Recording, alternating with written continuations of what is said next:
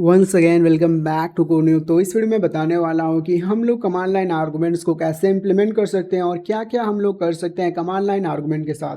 तो पिछले वीडियो मैंने समझाया था कि यहाँ पे जो मेन फंक्शन है ना, वहाँ पे दो आर्गुमेंट को हम लिखते हैं। पहला है आर्गुमेंट काउंट और दूसरा है आर्गुमेंट वेक्टर। तो ये जो आर्गुमेंट काउंट का मालूम है क्या काम है, वो कितना वैल्यू हम लोग यहाँ से भेज रहे हैं। मान लो एक वैल्यू भेज रहे हैं या फिर दो वैल्यू भेज रहे हैं या फिर तीन वैल्यू भेज रहे हैं या फिर चार वैल्यू भेज रहे हैं। ठीक है, यहाँ पे चार है तो यहाँ पे उसी का एक काउंट रखता है कि कितना वैल्यू यूजर ने भेजा है प्रोग्राम को।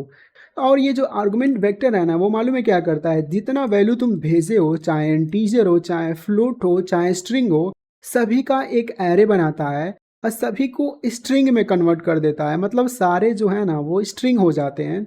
जैसे कि मान लो ये जो आर्गुमेंट वेक्टर है ना, वो एक एरे बनाता है और इसका साइज कौन देता है, आर्गुमेंट काउंट देता है। मान लो यहाँ पे चार है तो इसका साइज 5 हो जाएगा। 5 कैसे होगा अभी मैं बताऊंगा। तो मान लो ये जो आर्गुमेंट वेक्टर है, जो कि एक प्रकार का एरे है जिसका साइज 5 है और उसके अंदर चार चीज़ें आती हैं। पहला है 23, ठीक है, दूसरा भी 23 और तीसरा है 3 और चौथा भी है 3, क्योंकि हमने यहाँ पे पास कर रखा है 23 23 3 3। ठीक है, अभी एग्जाम्पल लो, ऐसे हम लोग पास नहीं करते हैं वैल्यू को। अभी मैं समझाऊंगा, बस एग्जाम्पल के लिए ही मैं समझा रहा हूँ, इसको कमेंट कर दे रहा हूँ। तो ये समझो कि एक प्रकार का एरे है जिसमें चार वैल्यू हम लोगों ने भेजा और चार वैल्यू यहाँ पे जाके स्टोर हो गया। और ये जो पांचवा, इसका काउंट 5 कैसे हो गया, क्योंकि ये पाथ जो है ना, ये पाथ है उसको भी स्टोर कर लेता है। तो पाथ, एक पाथ ये हो गया एक, और ये दो, ये तीन, और ये चार, ये पाँच।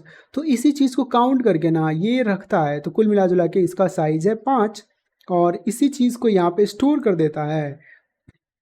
और जो भी वैल्यू यहाँ से तुम भेजते हो यहाँ पे जाके, मतलब एक एरे बन जाता है जो कि एक प्रकार का स्ट्रिंग होता है। तो इसी चीज़ को हम लोग समझेंगे।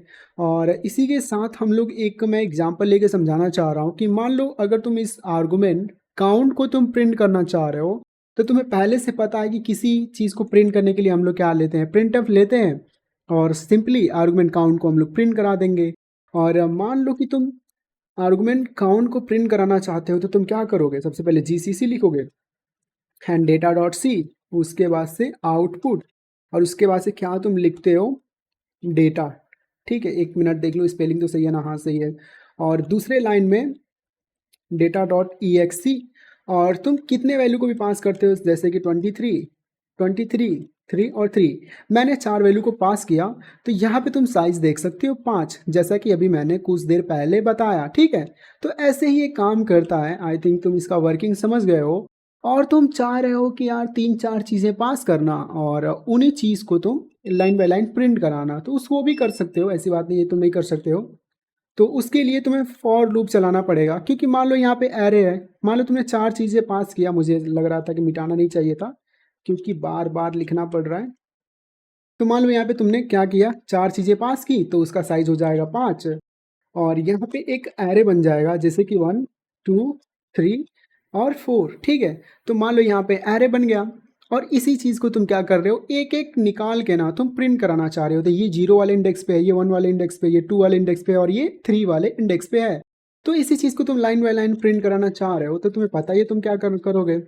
आई को तुम 0 से स्टार्ट करोगे और आई कहाँ तक चलेगा, ARGC तक चलेगा। ठीक है, जो कि काउंट करके रखता ही रखता है, तो वहीं तक हम इसको चलाएंगे और उसके बाद से एक एक करके इंक्रीज कर देंगे। तो ये मालूम है कहाँ तक चलेगा, 0 से लेकर चलेगा 5 तक, मतलब 5 से एक कम चलेगा। तो 0 से लेकर 4 तक चलेगा। तो इसको भी प्रिंट करेगा, इसको प्रिंट करेगा, इसको प्रिंट करेगा, इसको प्रिंट करेगा, इसको प्रिंट करेगा, मतलब हमारे पास 5 चीज़ें प्रिंट कर देगा। ठीक है, पहला ये प्रिंट करेगा, दूसरा ये, तीसरा ये, चौथा ये, पांचवा ये, और ये 0 से लेके 5 बार चल भी रहा है। तो सेम चीज़ यही है, अगर तुम प्रिंट कराना चाह रहे हो ARGV का एक एक वैल्यू, तो तुम्हें पहले से पता है कि तुम्हें क्या करना होता है। और स्ट्रिंग प्रिंट करा रहे हो, इसीलिए हमें परसेंटेजेस लेना पड़ता है। और यहाँ पे ARGV जो कि एक प्रकार का एरे है, और उसी में सेम चीज़ हम लोगों ने आई लिख दिया। तो आई जब 0 होगा ना, तो क्या प्रिंट करेगा, इस पाथ को प्रिंट कर देगा।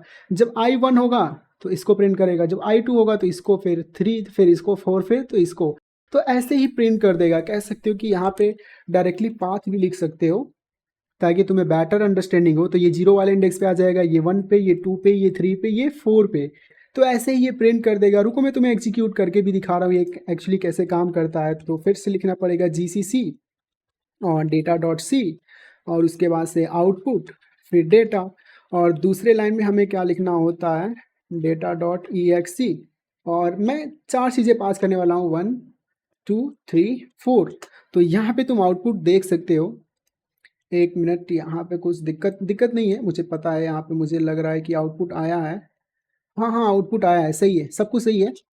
यहाँ पे मुझे थोड़ा डैश देना चाहिए था ताकि तुम्हें आंसर अच्छे से दिखे। अब तुम देखना, और एक मिनट में इसको क्लियर कर ले रहा हूँ। क्लियर करके तो मैं तुम्हें दिखा रहा हूँ। GCC data.c, उसके बाद से आउटपुट डेटा, और दूसरे लाइन में हमें data.exe 1 2 3 4। और जैसे मैं इसको एग्जीक्यूट करा रहा हूँ तो 0 वाले इंडेक्स पे यहाँ पे तुम्हारा पाथ आ रहा है, फिर 1, फिर 2, फिर 3, फिर 4, जैसा कि हम लोगों ने यहाँ पे कहा था, ठीक है। और ये जो फर्स्ट लाइन क्या प्रिंट कर रहा है, फर्स्ट लाइन प्रिंट कर रहा है तुम्हारा नंबर ऑफ आर्गुमेंट्स, जो कि 5 है। मैंने पहले भी बताया था वो 5 होने वाला है इसको लेकर, पाथ को लेकर। So that's it in this video, thank you for watching.